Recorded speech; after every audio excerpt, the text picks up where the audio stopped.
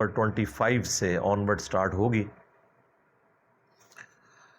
سورہ ہود میں اب انباء الرسل کا سلسلہ شروع ہونے لگا ہے، یعنی رسول اللہ صلی اللہ علیہ وآلہ وسلم کی بعثت سے پہلے جو انبیاء کرام اسپیشلی جو رسول تھے اور وہ عرب کی سرزمین یا اس کے قریب کے علاقوں میں جو تھے، ان کی تفصیلات قرآن حکیم میں جہاں ڈیٹیل کے ساتھ آئی ہیں، ان میں سے ایک ٹاپ آف لسٹ یہ سورہ ہود ہے۔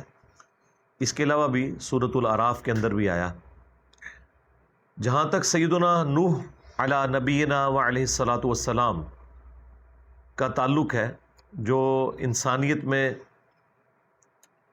آدم ثانی کہلاتے ہیں، یعنی دوسرے آدم، کہ ان سے پہلے انسانیت تباہ و برباد کر دی گئی، جو اہل ایمان تھے وہ بچا لیے گئے اور باقی لوگ اس طوفان کے اندر غرق ہوئے، تو انسانیت کا سلسلہ ان سے دوبارہ اللہ تعالیٰ نے سٹارٹ کیا۔ نوح علیہ السلام کے حالات زندگی قرآن حکیم میں بہت زیادہ صورتوں میں آئے ہیں۔ سورۃ الاعراف کے اندر بھی خود نوح نام کے اوپر بھی ایک صورت موجود ہے۔ سورہ یونس کے اندر بھی ذکر گزر چکا ہے، اور کئی ایک صورتوں میں بھی آئے گا، لیکن سب سے زیادہ تفصیلی حالات قرآن حکیم میں سیدنا نوح علی نبینا وعلیہ الصلاۃ والسلام کے جس صورت میں آئے ہیں وہ یہی صورت ہے۔ اب اللہ کا نام لے کے شروع کرتے ہیں سورہ ہود کی آیت نمبر 25 سے۔ اعوذ باللہ من الشیطان الرجیم، بسم اللہ الرحمن الرحیم۔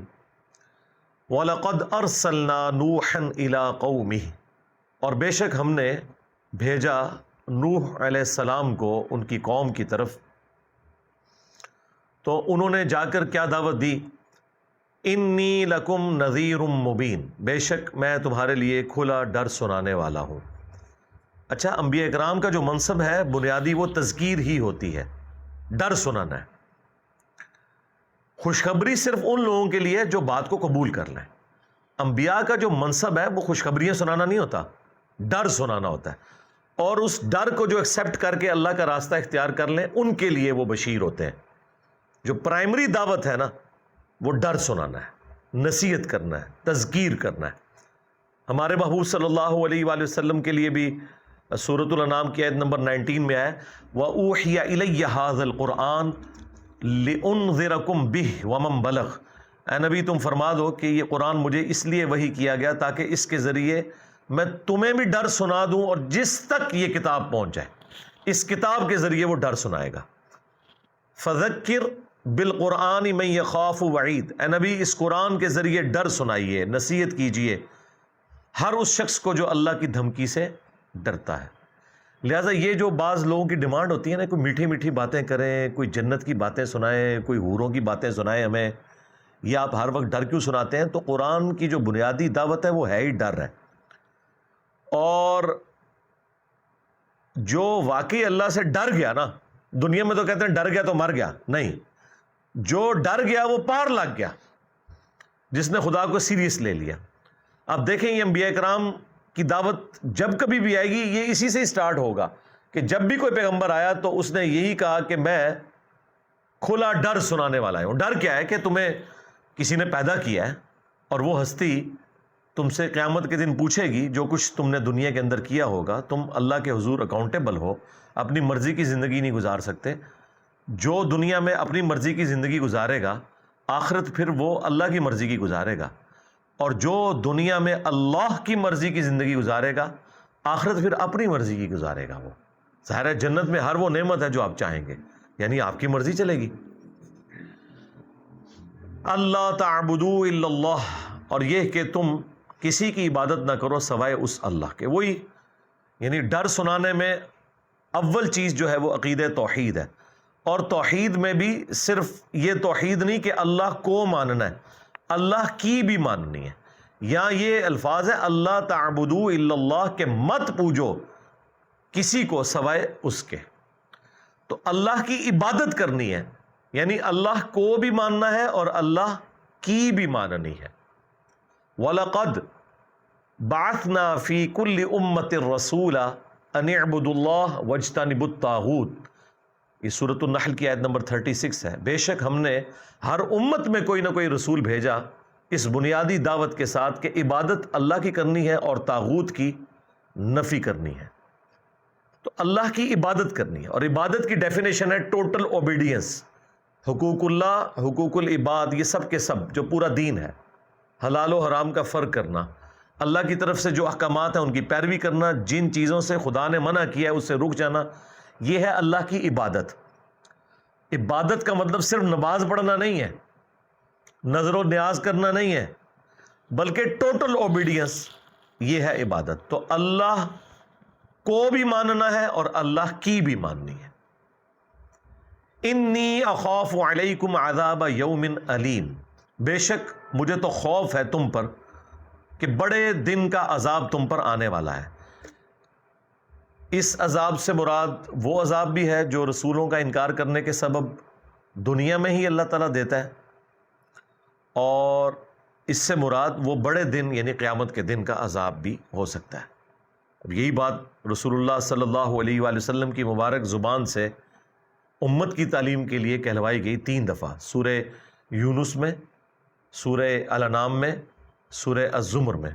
قل انی اخاف ان عصیت ربی عذاب یوم عظیم، اے نبی تم فرماؤ کہ میں خود اس بات سے خوف کھاتا ہوں کہ اگر میں نے بھی اپنے رب کی نافرمانی کی تو بڑے دن کا عذاب مجھے آ پکڑے گا، یعنی قیامت کے دن کا۔ تو یہ اصل میں یہ کہا جا رہا ہے کہ اگر نبی صلی اللہ علیہ وآلہ وسلم کو سینٹرڈ کر کے امت کو یہ دعوت دی جا رہی ہے تو امت سمجھ جائے کہ بابت شاہی کوئی نہیں۔ جو لوگ یہ دعویٰ کرتے ہیں کہ ہم اس وقت تک جنت میں نہیں جائیں گے جب تک کہ اپنے سارے مریدوں کو لے نہ جائیں اپنے ساتھ، اب یہ نہیں پتہ کہاں لے کے جائیں گے، لیکن قرآن کی تعلیمات تو بالکل اس سے مختلف ہیں۔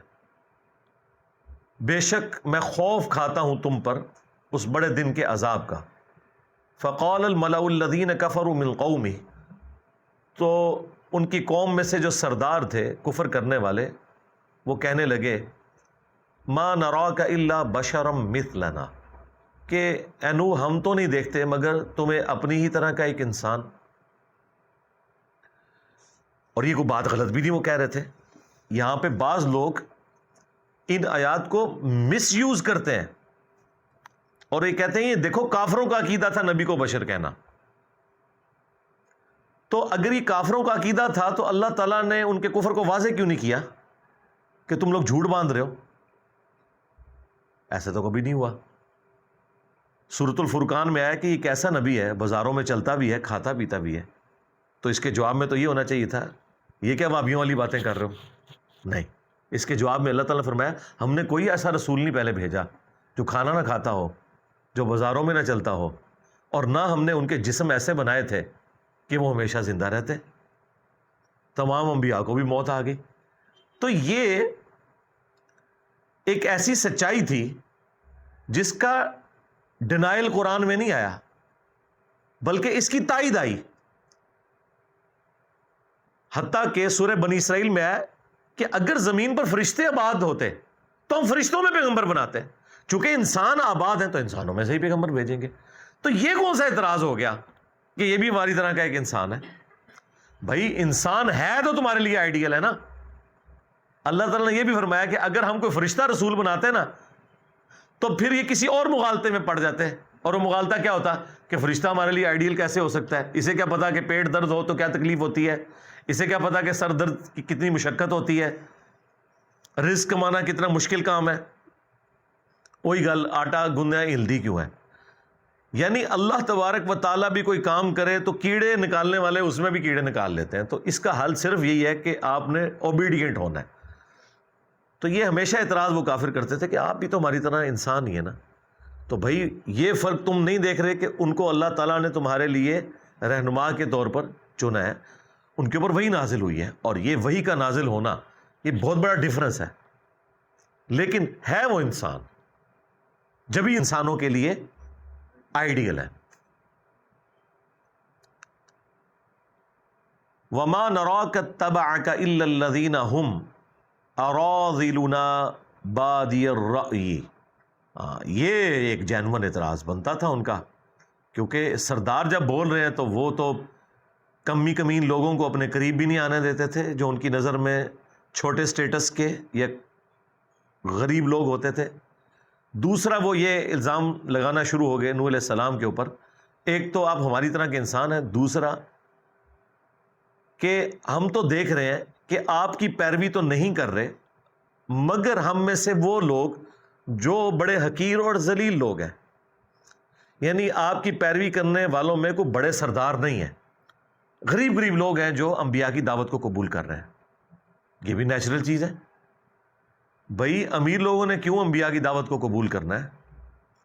غریب بیچارہ پہلے ہی پسا ہوا ہے، دنیا میں اس کے لیے ویسے ہی بڑی مصیبتیں ہیں، آلام ہیں۔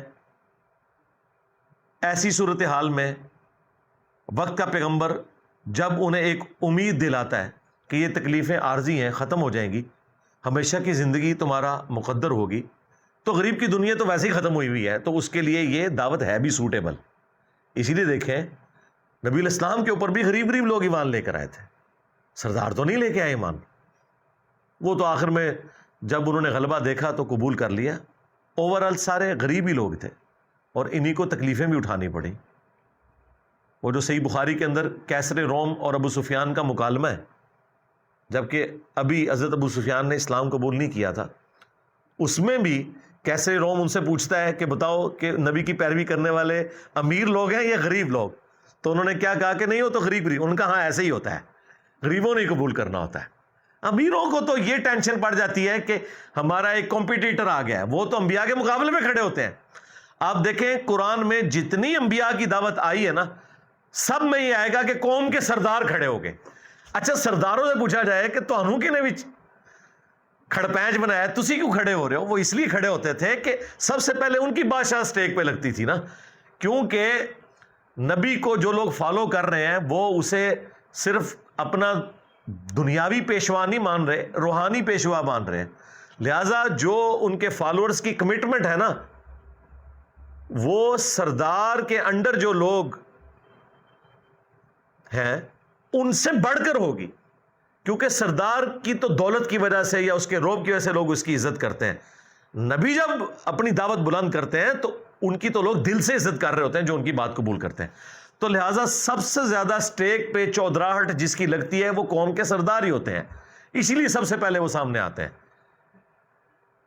فرعون کے سردار جو ساتھ اٹیچ تھے، ان کو بھی فرعون کیا کہتا ہے کہ یہ دونوں بھائی اس لیے آئے ہیں تاکہ یہاں پہ حکومت کریں اور تم لوگوں کو ختم کر کے یہ سٹیٹس یہ ویل کرنا شروع کر دیں۔ اصل میں جو سردار خود لوگوں کا استحصال کر رہے ہوتے ہیں نا، وہ انبیاء کو بھی اسی نظر سے دیکھتے ہیں کہ کل کو انہوں نے بھی ایسے ہی کرنا ہے۔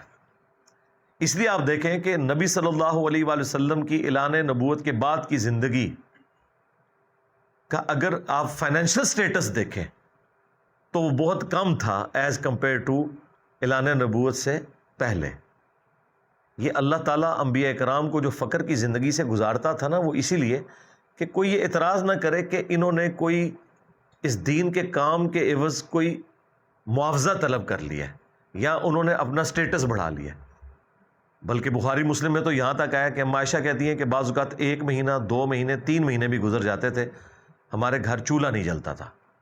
اب یہ اس شخص کا حال ہے کہ جو جوانی میں مکے کی امیر ترین عورت کے خاوند ہیں اور کاروبار کر رہے ہیں اور ایک ڈائنامک لائف ہے، اور دعوت و تبلیغ کرنے کے بعد وفات تک فاقے ہیں، حالانکہ اللہ نے وسعت بھی دے دی غزوہ خیبر کے بعد، خمس بھی رکھ دیا بیت المال میں، لیکن نبی علیہ السلام اپنے پاس جوڑتے ہی نہیں تھے، اللہ کی راہ میں خیرات کر دیتے تھے۔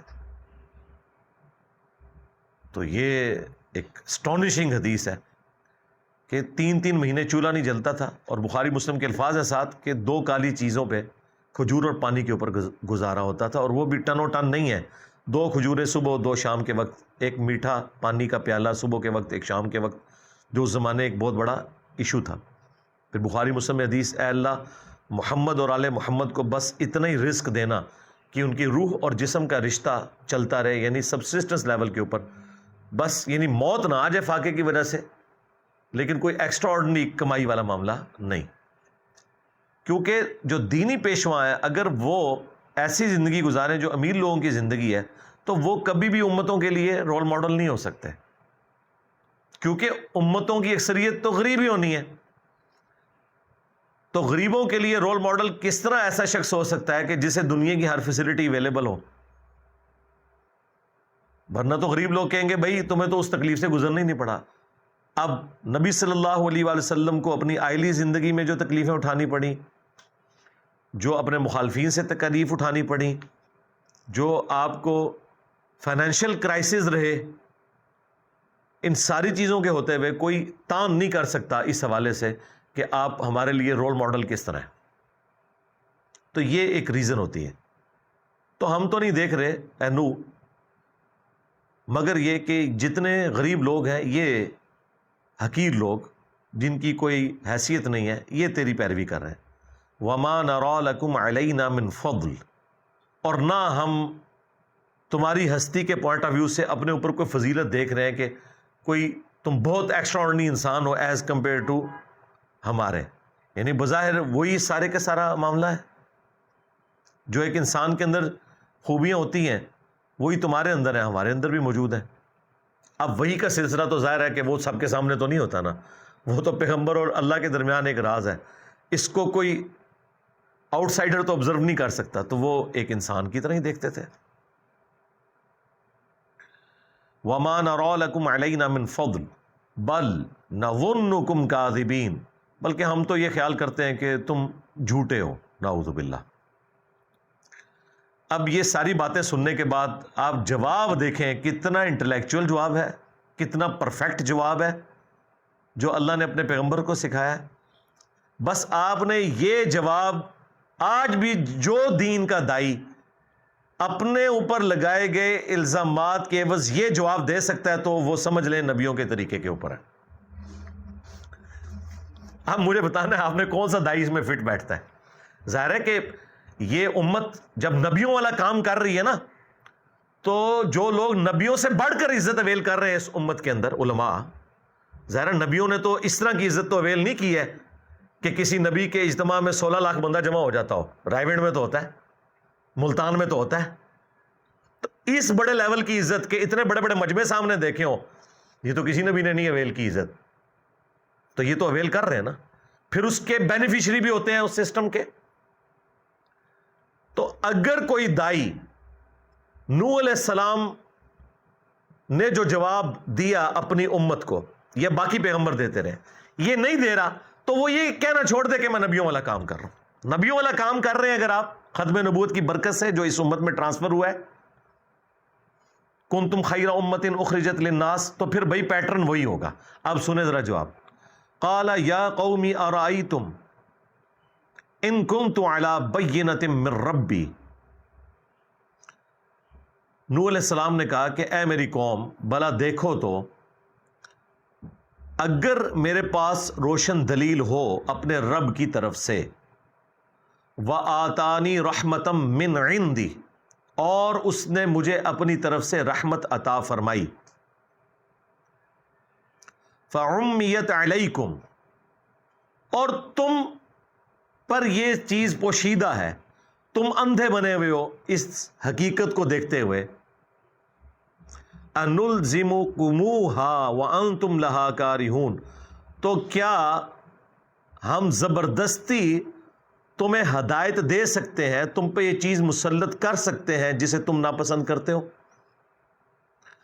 یہ ایک جملہ دیکھیں، اس میں نوح علیہ السلام نے کہیں یہ نہیں کہا کہ دیکھو میں نے فلاں معجزہ کر کے دکھایا ہے.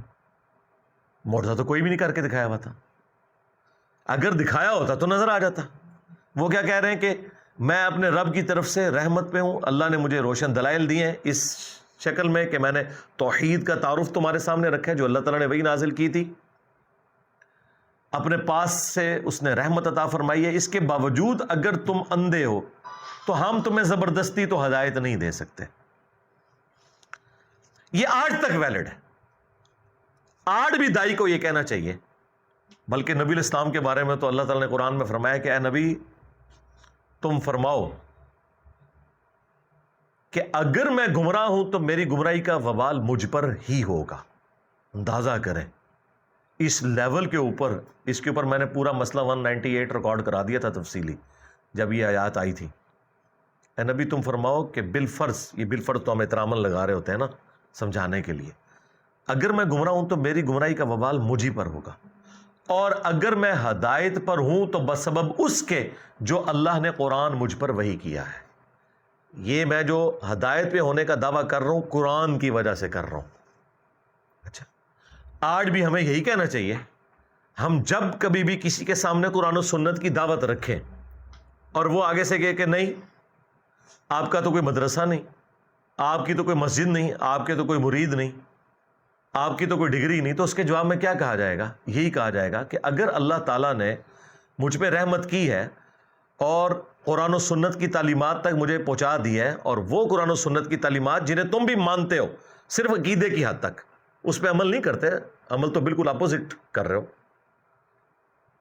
تو اب بتاؤ اگر تم پر یہ حقیقت آشکار نہیں ہو رہی کہ یہ کتاب و سنت کی دعوت حق ہے تو تمہارا تو کچھ بھی نہیں ہم کر سکتے۔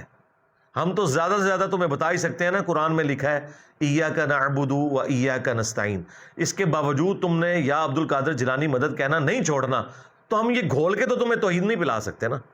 ہم تو تمہیں بخاری اور مسلم سے نماز کا طریقہ رفع الیدین کے ساتھ سکھا سکتے ہیں، اس کے باوجود تم نے رفع الیدین شروع نہیں کرنا تو ہم گھول کے تو تمہیں ہدایت نہیں دے سکتے۔